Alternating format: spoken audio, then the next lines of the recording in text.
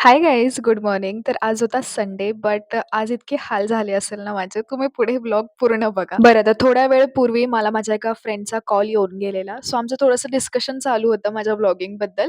So ती मला बोललेली, की ना कशिश तुझे ब्लॉग्स आता ना खूप लाईफ ओरिएंटेड झालेले आणि तसं तू आधी खूप असं हसी मजाक करून आणि खूप साऱ्या अशा गोष्टी सांगायची जेणेकरून हसू यायचं. बट सिरियसली मी सांगते, मी कोणती पण स्क्रिप्ट वगैरे लिहत नाही व्हॉईस ओव्हर देताना. माझ्या मनात जे असेल, मला जे वाटेल मी ते बोलून देते. आणि तिचं हे ऐकून मी सुद्धा तुमचा विचार करते, की मे बी तुम्ही जर माझे एकदम जुन्यापासून व्ह्यूवर असाल, तर तुम्हालाही असं कदाचित वाटू शकतं.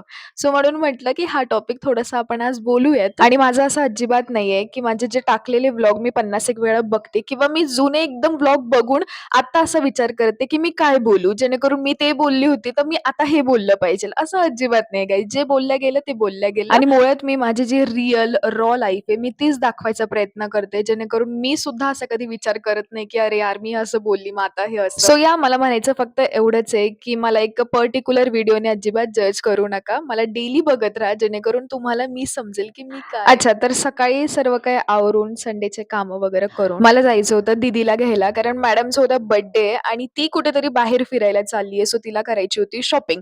आता मला माहिती नव्हतं, की ती तिच्यासोबत मला इतकं बोर करणार आहे. आधी तर मी तिच्या घरी गेलेली, तिला पिक केलेलं. सो तिथूनच ती बोललेली, की "आपण इथूनच कंटिन्यू करूया शॉपिंग करायला, कारण मला वेळ लागेल." आणि आय वॉज थिंकिंग, की भैय्या असेल थोडंफार आणि लगेच जाऊन मी माझं कामं वगैरे कंटिन्यू करेल पुढचे, कारण मला स्टडी पण करायचं होतं संडे म्हटल्यावर. बट नाही भाई, चॉईसेस कोणाचे इतके असतात, एकावर एक, एकावर एक आणि मी इतकी थकलेली. पण म्हटलं ठीक आहे यार, आता ही कुठे रोज-रोज मला म्हणणार आहे, की चल माझ्यासोबत. बरं, तर त्यानंतर मग तिच्याकडनं मी रिश्वत पण घेतली. "भाई मी एवढा टाईम दिला, मला काहीतरी चार." मग आम्ही सायंकाळाला गेलो होतो आणि मग साबुदाणे वडे खाल्लेले. त्यानंतर परत मॅडमची शॉपिंग बाकीच होती म्हणून Zudioला गेलेलो. आता तिचा बर्थडे म्हटल्यावर रात्री केक कट करायचा प्लॅनिंग चालू होता. सो आम्ही रात्री परत मग केक घ्यायला गेलो, मी आणि माझा भाऊ. बट अनफॉर्च्युनेटली दुकान बंद होतं. सो मला Swiggyने ऑर्डर करावा लागला आणि मग तो रिसीव्ह झाला. त्यानंतर करेक्ट 12 वाजता मी तिला विश करून केक कट केला आम्ही. And that's it. Thank you for watching. भेटूयात उद्याच्या व्लॉगला. Bye bye. Good night.